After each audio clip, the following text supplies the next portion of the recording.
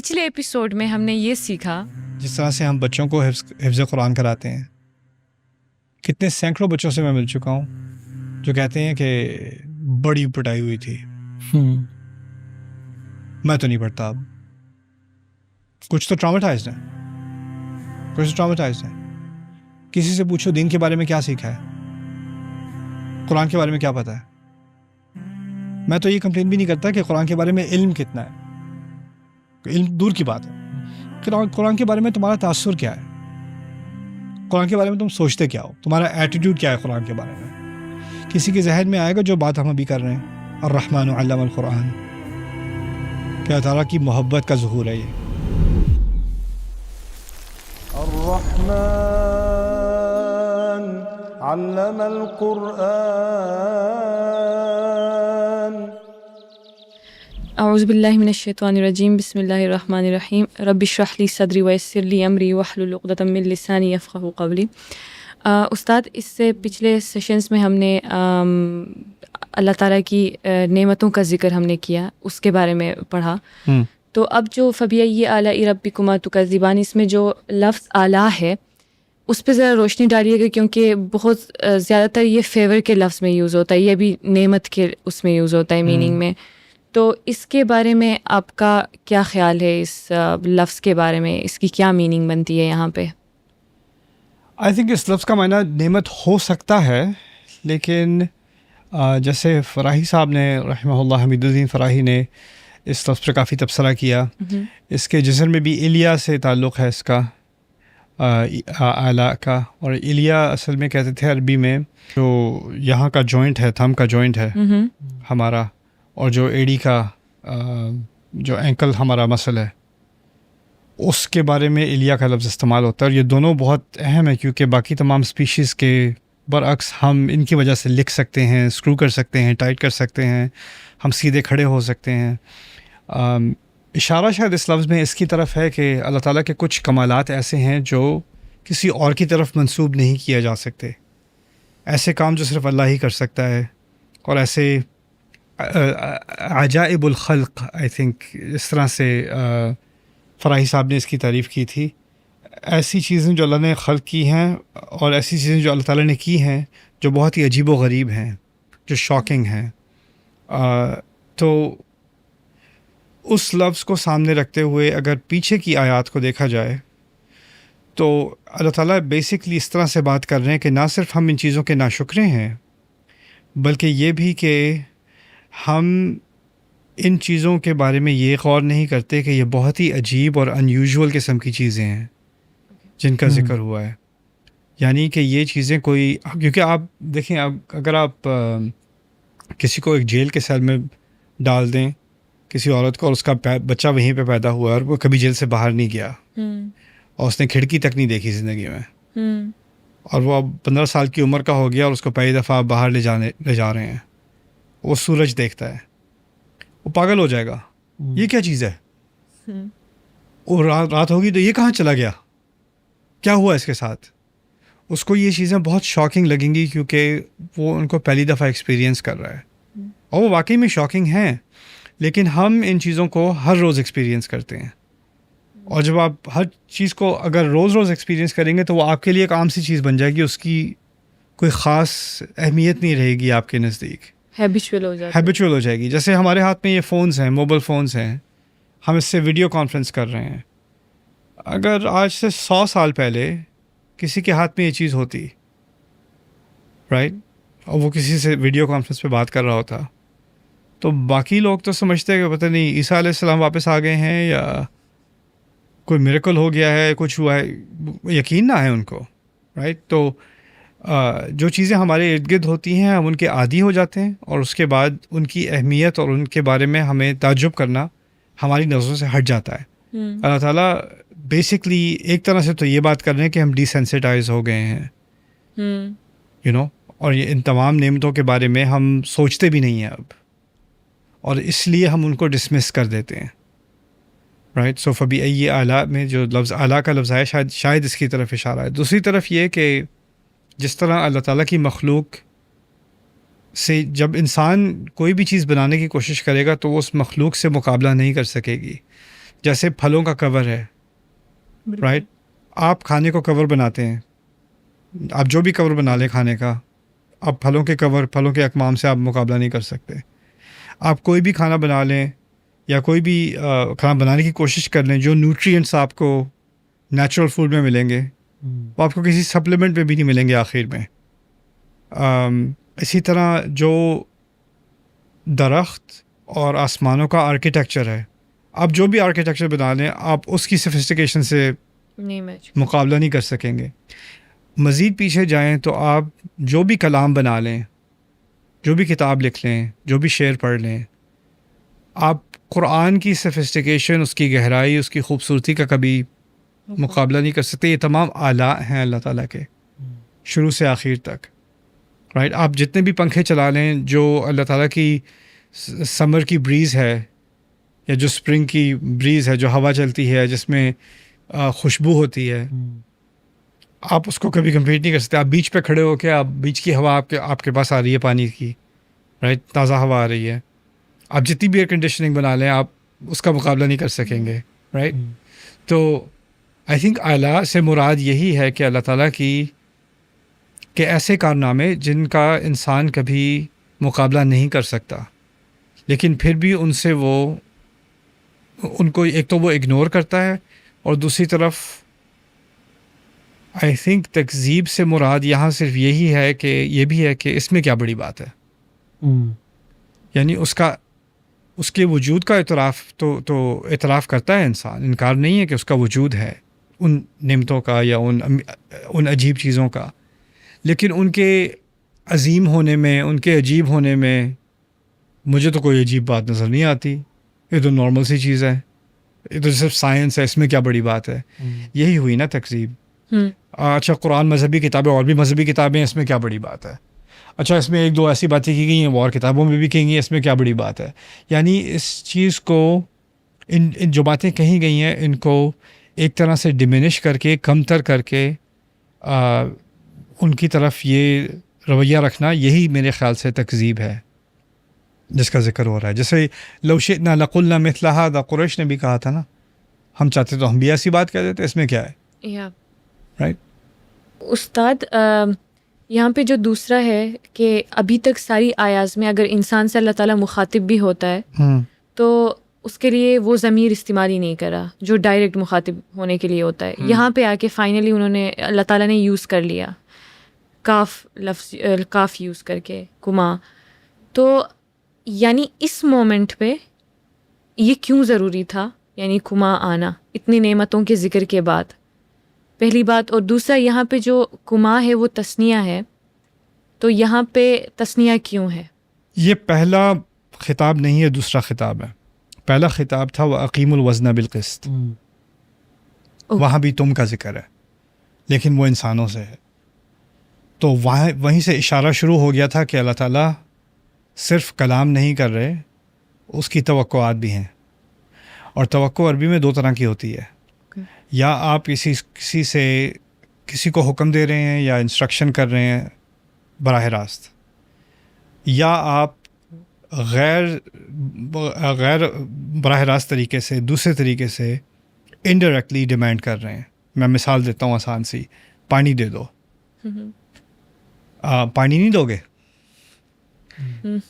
دونوں انسٹرکشنز ہیں، لیکن ایک انسٹرکشن کو سوال کے زمرے میں لایا گیا ہے، اسلوب میں لایا گیا ہے، رائٹ؟ کیا ادھر ہی کھڑے رہو گے؟ ایک تو ہے ادھر آؤ، دوسرا کیا ادھر ہی کھڑے رہو گے، رائٹ؟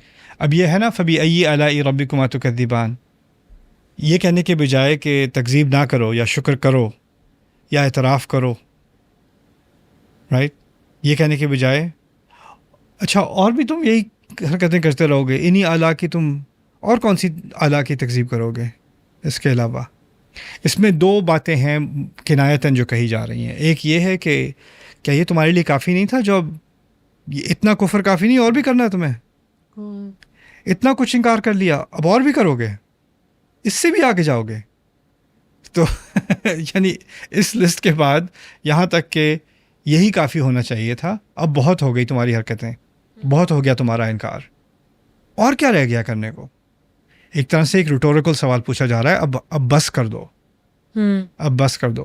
اب جب اس کے بعد جتنے مزید سیکشنز آ رہے ہیں وہ اچھا اب بھی بس نہیں کرو گے، اچھا اب تو بس کر دو، اب بھی نہیں کرو گے، اچھا اور بھی کرو گے. تو یہ انسان کا جو ایک شاکنگ سا ناشکرا پن ہے نا، اور جو اس کا شاکنگ سا ڈینائل ہے، اس کی طرف یہاں پر اشارہ ہے، اور اس کو اس اسلوب میں بڑے افیکٹو سائیکولوجیکل اسلوب میں لایا گیا ہے. دوسرا یہاں پہ جو سوال ہے، جو بہت مشہور سوال ہے، وہ کما کیوں ہے، کا کیوں نہیں ہے، یا کم کیوں. کم ہوتا تو پھر اس کا تعلق عقیمو سے بن جاتا. عقیمو قائم کرو، میزان کو قائم کرو، اور یہاں پر ہوتا فبأي آلاء ربكم تكذبون، رائٹ. لیکن کما کے مراد تم دونوں، اور پھر ابھی بھی اس آیت میں بھی پتہ نہیں چل رہا کہ تم دونوں سے کیا مراد ہے. اب اگلی 2 آیات میں جا کر بات کھلے گی. خلق الانسان من صلصال کالفخار وخلق الجان من مارج. اچھا پتہ چلا انسان اور جن 2 ہیں. تو پہلا منطقی سوال یہ تھا کہ اگر جنوں اور انسانوں سے دونوں سے ہی بات کرنی تھی تو پہلے جن انسان کا ذکر ہوتا، اس کے بعد دونوں کی طرف خطاب ہوتا. لیکن یہاں ان کے ذکر سے پہلے دونوں کا خطاب ہے. اب اس کے بعد جو آ رہا ہے وہ اس کی تو سینس بنتی ہے، کیونکہ جن انسان کا ذکر آ گیا. اب کہا تم دونوں کس چیز کا انکار کرو گے، تو سب کے ذہن میں آ گیا جن اور انسان کی بات ہو رہی ہے. لیکن ابھی جن انسان کی بات نہیں، ابھی صرف انسان کی بات ہوئی تھی، جیسے تم نے کہا بشرا. اصل میں یہ اللہ تعالیٰ کی طرف سے ایک حکم ہے کہ جب انبیاء کے مخالف آتے ہیں تو شیاطین الانس والجن زخرف القول غرورا، جن والانس وكذلك جعلنا لكل نبي عدوا شیاطین الجن والانس. اسی طرح ہم نے تمام انبیاء کے لیے جو دشمن رکھے، اس میں شیاطین تھے جنوں کے اور انسانوں کے. وہ ایک دوسرے کو ورخلاتے رہتے ہیں، اچھی اچھی باتیں کر کے انکریج کرتے رہتے ہیں.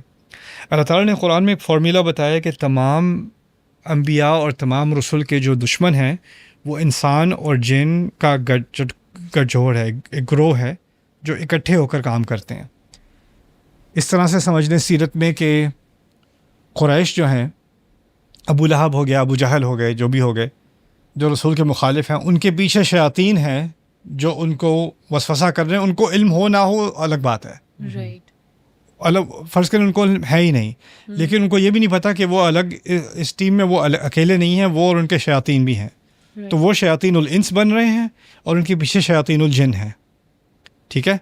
اب جب رسول دعوت کرتے ہیں یا مخالفت کرتے ہیں یا جوابی کارروائی ہوتی ہے قرآن میں، تو وہ جو ظاہری آپ کا اپوننٹ ہے، جو آپ کے خلاف ہے، اس کو آپ جواب دے رہے ہیں. تو قریش سے یوزولی بات ہو رہی ہوتی ہے، ان کے کفار سے بات ہو رہی ہوتی ہے.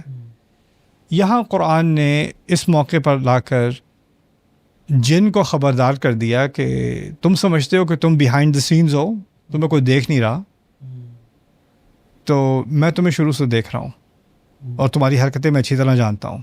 کیسے کیا؟ فبأي آلاء ربكما تكذبان. اب قریش بھی سن کے کہہ رہے ہیں کما کون ہے، جن بھی کہہ رہے ہیں کما کون ہے.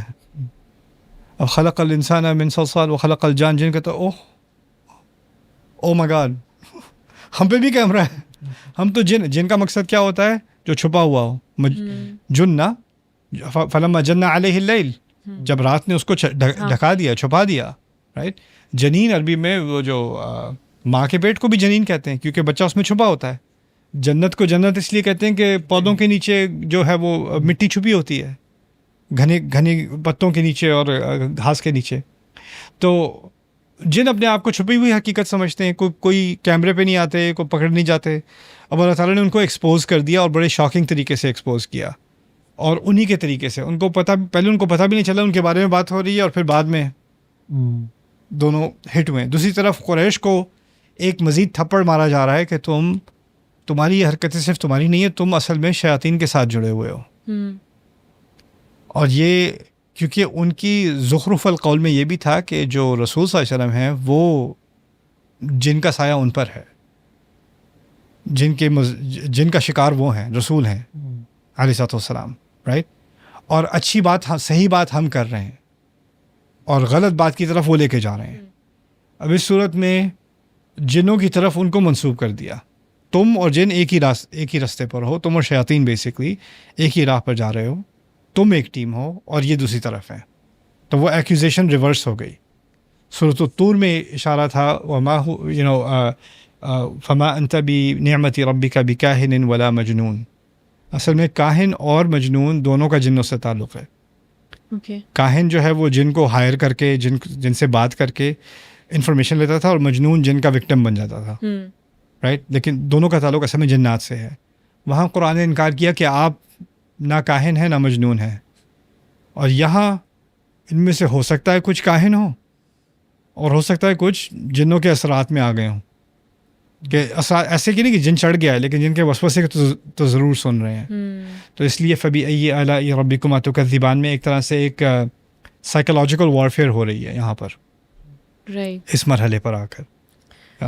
تو استاد یہ تو سمجھ آتی ہے کہ جتنی بھی پیچھے نعمتوں کا ذکر ہوا ہے وہ اگر میں انسان سے مخاطب ہوں, میں سمجھ آتی کہ اچھا میں کہوں کہ آپ تکذیب کر رہے ہو, رائٹ.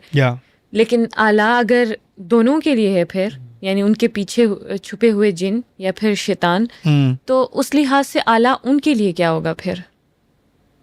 پہلے قرآن کو لے لیتے ہیں, کیونکہ پہلی نعمت قرآن تھی جس کا ذکر کیا ہے. جب قرآن نازل ہو رہا تھا تو آسمان بند کر دیا گیا. سورۃ الاحقاف میں, سورۃ الجن میں ان کو سمجھ نہیں آ رہی آسمان بند کیوں ہے, ہم پر فائرنگ کیوں ہو رہی ہے. پھر ان کو اندازہ ہوا کہ یہ قرآن کی وجہ سے ہے. ان کو پتہ چلا, تو ان کو قرآن کی عظمت کا اندازہ اتنا ہے جتنا انسانوں کو بھی نہیں ہے, جنوں کو بلکہ اس سے کہیں زیادہ ان کو احساس ہے کہ یہ قرآن کیا چیز ہے. دوسرا, اللہ تعالیٰ نے آگے جا کر جب آسمان کی بات کی ہے تو ہم آسمان کو یہاں سے دیکھ رہے ہیں. آسمان کو ہم سے زیادہ کون ایکسپیرینس کر رہا ہے؟ جنات. الشمس والقمر بحسبان کا زیادہ اندازہ کسے ہے؟ ہمیں ایک اینگل سے, ان کو مختلف اینگل سے ہے.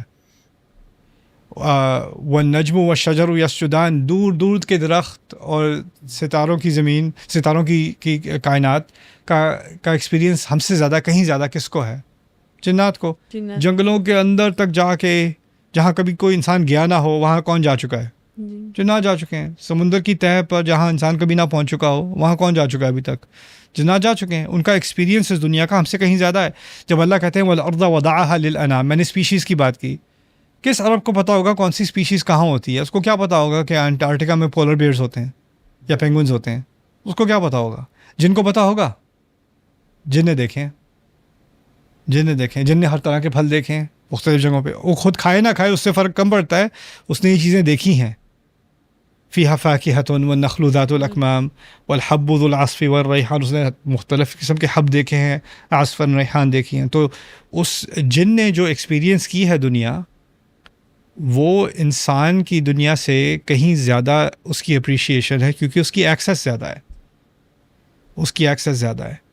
اور پھر یہاں پر نعمت, اگر نعمت کا مفہوم لیں گے تو اس کو شکر گزار ہونا چاہیے, لیکن اگر اس کا کمالات کا مفہوم لیں گے تو اس کو کمال کا اپریشیشن تو اس کو ہونا چاہیے کہ اللہ تعالیٰ کے کمالات میں سے ہے.